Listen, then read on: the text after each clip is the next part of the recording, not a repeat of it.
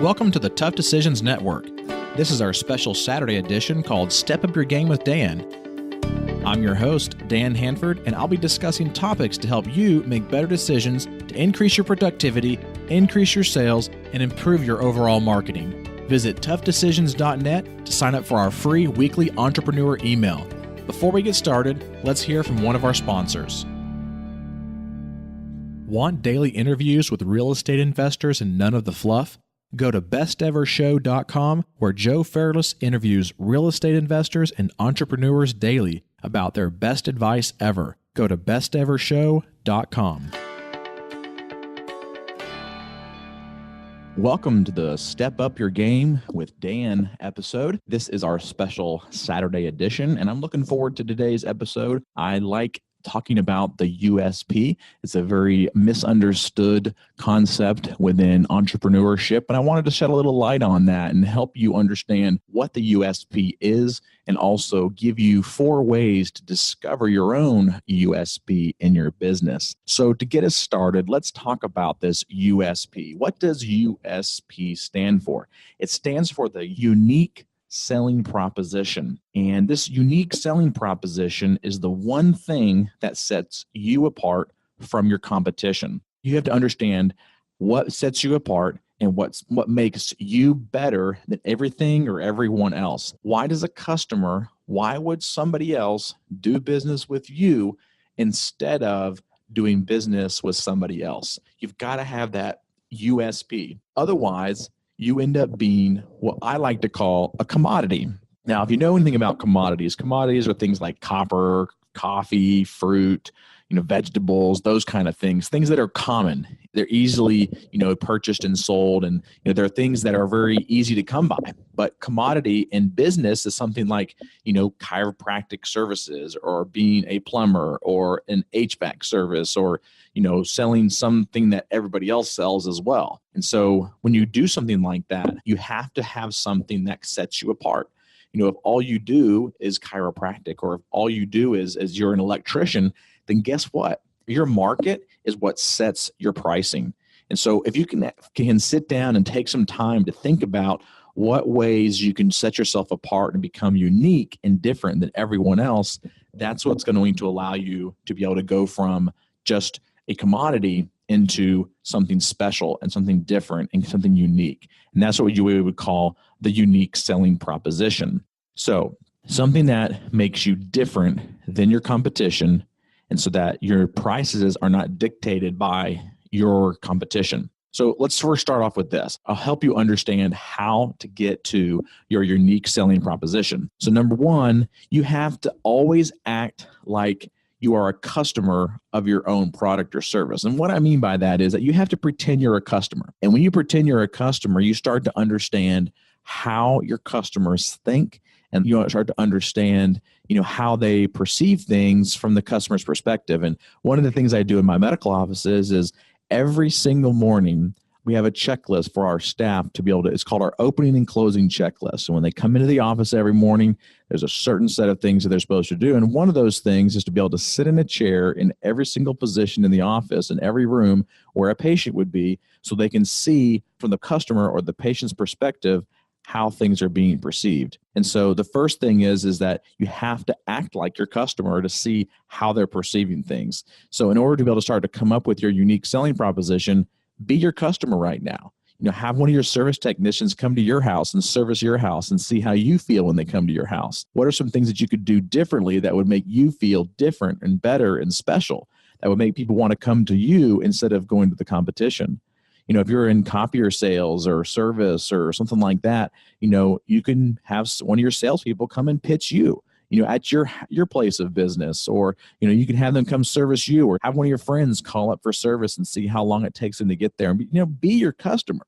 You have to understand who your customer is, but you also have to be your customer so you can know how to set that unique selling proposition. Now, you've probably in medical services heard of, concierge medicine. So same thing, things that set you apart in medicine is when you do things like concierge medicine. But also within concierge medicine, you have different things that they do to make you feel special.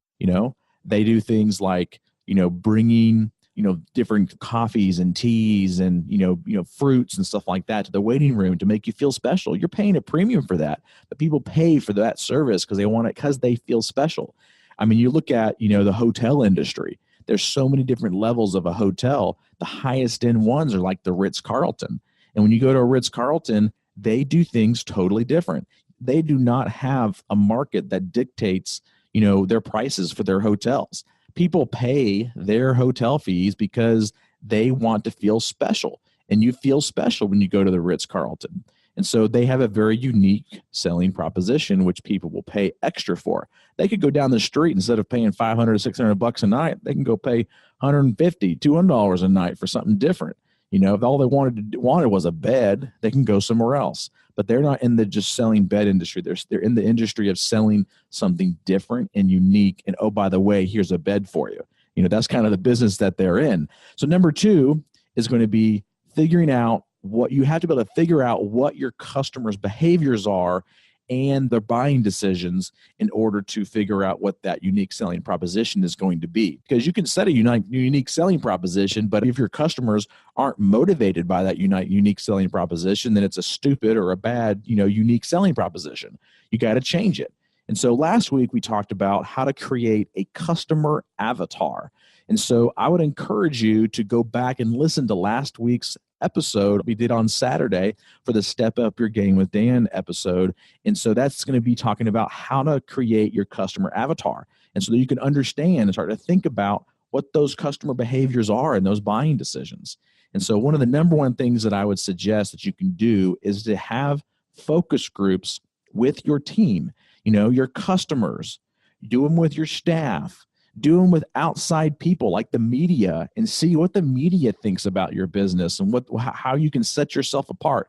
And maybe not even just your business, but what do they think about the plumbing industry or the HVAC service industry or the pool service, whatever it's a service or product or whatever it is. What can you do to set yourself apart? Go ask people to figure out what you can do to set yourself apart. And they might not know the exact answer, but you'll be able to talk to them and start to think like them, and it will come to you, and you'll be able to understand what it is that you can do to set yourself apart.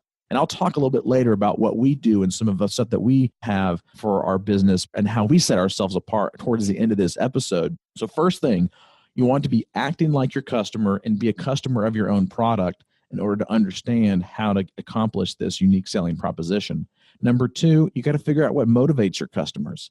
And then number 3 is you have to know the real reasons why your customers buy your product or service. So in regenerative medicine, and in medical services in general, just in medicine in general, a lot of times people will come to a medical provider because they have some sort of ailment. They're sick or they're in pain or whatever the case is. And that's usually not the reason why they're there. So if somebody comes to you and they're sick, and they can't go to work, well, the reason why they're coming to you is not because they are sick. They're coming to you because they can't go to work because they are sick. So you have to know the real reasons why customers buy your products. And so in our medical regenerative medicine practices, people come to us a lot of times because they're in pain. And we had a lady one time that she actually wasn't coming to our clinic, but it was a different clinic that she was coming to. But this lady was coming in with some severe back pain. And of course, one of the things that we try to do is we try to understand what it is that brings our customers in, our patients into the doors. And so we said, what would it do for you if you didn't have any more back pain anymore? And she said, if I didn't have any back pain anymore, because I've had it for a long time, it would allow me to start working out again. And of course, you would think, oh, she's coming in because she can work out again. But we took it a little bit further. And we said, well, what would it do for you if you could start working out again? And she said, well, if I could start working out again, it would allow me to lose some more weight. And of course, we were like, oh, great. So maybe that's the reason, right? You might be thinking, oh, so she can work out and now she's able to lose weight. And then we took it even another step further, a little bit deeper. And we said, what will it do for you to lose that weight? And she started to tear up. And she said, if I can have no more back pain and get back to working out and lose this weight, it will allow me to look better again for my husband. I will look different to him. And then we can start making love again. It's been 6 years since we've made love. And you look at that story and you hear that story and you think, you have to sometimes go deeper with people. a lot of times they don't open up because they don't really know themselves. And so you have to understand what it is that motivates people and what is it that can take them to that next level. So let's recap here. Number one, acting like your customer so you can understand how they perceive things. Number two is going to be figuring out what motivates your customers by actually doing focus groups and also going back and listening to that customer avatar episode we did last week, which will open your eyes to what that customer avatar is. And then number three, knowing the real reasons, the true reasons, the authentic reasons why your customer buys your product or service. And then number four, might go without saying, but you must study your competition. You must understand what your competition is doing for you to understand what you can put into place in your business to be able to set yourself apart from everyone else. And so study your competition, go have people shop your competition, and not only just your competition, go study other businesses. One of the things I like to do the most is I like to go to seminars, and not just any seminars. I go to seminars outside of my industry. And the reason why I do that is because I want to always be thinking outside of the box. I want to go into another type of industry and figure out how they're doing certain things and figure out, is there a way for me to take what they're doing that's unique and put it into my industry, which will make me stand out and make me unique. So definitely study your competition, but also study businesses that are outside of your industry. But when you're studying your competition, you should go visit them yourself. Be one of their customers. You're going to have to spend some money. That's one of the things I hate about this part is I have to spend money with my competition. So I'm helping them. But at the same time, I'm helping myself even more because I can see how they do things so I can understand what I do and how I can do things differently. And then you also should ask your customers, your existing customers, what they like and dislike about the competition. So a lot of times they come from competitors, and then you have to ask them, well, why didn't you like, Mr. or Mrs. So-and-so or that company over there? What was it that made you want to come to us? And kind of figure that stuff out. That's kind of like a really small mini, focus group is asking your existing competition, your existing customers, what it is that brought them to you. Again, number one, we are talking about always acting like your customer so you can understand them. Pretend you are your customer. Put yourself in their shoes. And number two, figuring out what motivates your customers. And then number three, know the true, authentic reasons why they buy your product or service. And then study your competitors. Study other businesses. Figure out what it is that they do so you can step it up a notch or two or three or 10 and do things 10 times better. So the bottom line here also is that you do not want to do this alone. Don't just sit in a locked room and do this. You want to do this with your team, get them on board, do it together. If it's just you and your spouse or you and your partner, whoever it is, get them on board with you and do this together. You must do this in order to stand out. Otherwise, you're always going to be competing on price, and you cannot win on price. One example that I want to give to you about this unique selling proposition is my business, Hanford Capital. We talk about it, on our podcast here, but it's called handfordcapital.com. And we help people who want to get into real estate, but don't have the time to get into real estate, but they want to be able to, make sure that they're, have a good way to protect their capital and, good returns on that. That's one of our goals is to help people who don't have time for real estate, but really don't want to feel like they're missing out on this real estate stuff.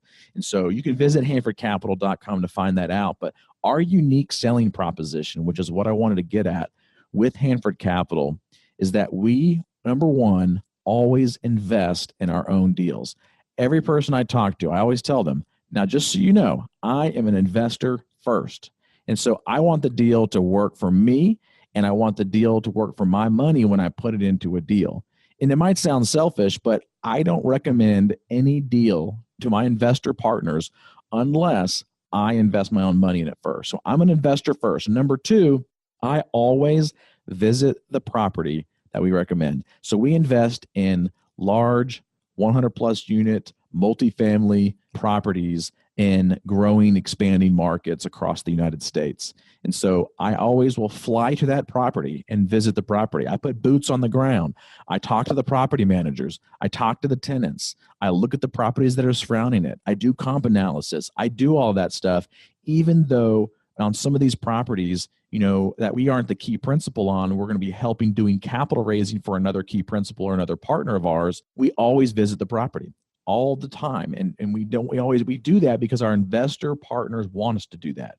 And plus, as an investor, I didn't have the time in the past to be able to do this until I started this company, obviously.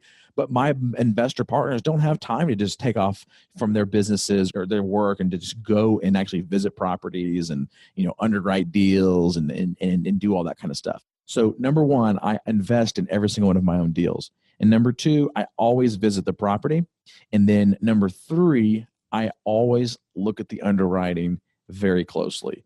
I study it and very closely, look at the market analysis, compare it to the underwriting, making sure that it is a deal that's going to work. We're going to be doing some sessions with Hanford Capital on some deals that we looked at that other equity partners of ours are doing, that they asked us to raise money for them with our investor partners, and I declined. And I didn't decline it because I thought it was 100% bad deal, but I declined it because after looking at it, I actually flew out and visited the property. So I have hard expenses in this. I went and visited the property, spent some time talking to the property managers and doing all of that stuff that I talk about, my unique selling proposition. And we were very close to maybe making a decision to say yes. But after looking at the underwriting, looking at the property, I look at it, I go, is this going to be a safe investment for my money? And I couldn't say yes to those. And so I have really one that I wanted to go over with you. So if you're interested in hearing about that story, go to hanfordcapital.com and sign up as an investor there. And you'll be on our email list to be one of our investor partners after I have a conversation with you. And that way you can be on our list to be able to get that training to kind of tell you exactly what we do and how I can save you as an investor partner the time and energy and effort and money that could be lost. And so that's what we do for our investor partners. And so that's why they like working with us. And we do more than just find deals and send it to them. We want to make sure that they trust us and understand how much we do for them. And that is our unique selling proposition for HanfordCapital.com. Thank you so much for listening to this episode of Step Up Your Game with Dan. On next week's episode, we will have another nice productivity and sales tip. So not just tips, but usually try to go in a little bit more detail than just a tip. But to this week is always all about your unique selling proposition. Please like and share this podcast episode if you would. Leave us a review on iTunes and whatever platform you're listening to us on. Again, thank you for listening. And until next week, goodbye. Thank you for listening to the Tough Decisions Network. Be sure to visit toughdecisions.net to gain access to show notes for this episode and to join our free weekly entrepreneur email where we will send you news about the latest technology for your business, inspiring quotes, and the latest books for entrepreneurs. That's toughdecisions.net.